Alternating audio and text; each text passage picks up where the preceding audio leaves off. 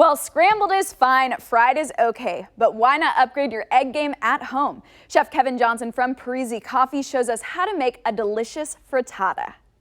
So I'm just going to whisk my eggs. So now I'm going to add a little bit of salt and some pepper.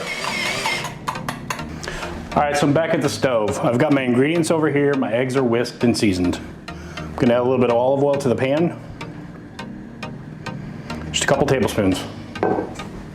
And I'm going to soften my onions.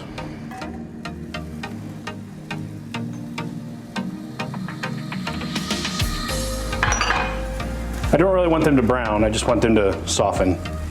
All right, so my onions have softened. I'm going to add my zucchini and a little bit of salt.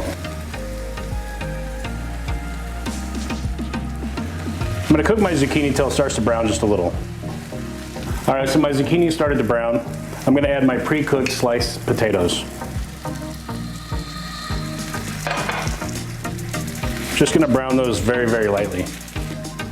All right, so my potatoes are ready. I'm going to add some spinach.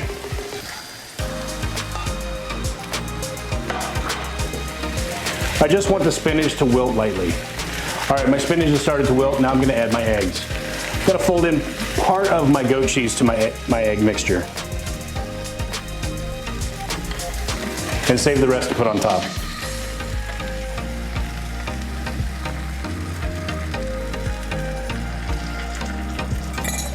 I'm going to kind of move things around so they're evenly in the pan. We're going to cook the frittata in the pan until the eggs start to pull away from the sides. I'm going to turn it down to a medium heat, and I'm going to cook it on the stove for about 10 to 12 minutes.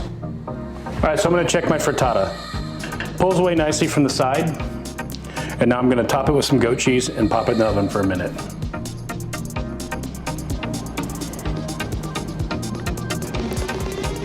It's been about 6 minutes on broil. I'm going to take my frittata out of the oven.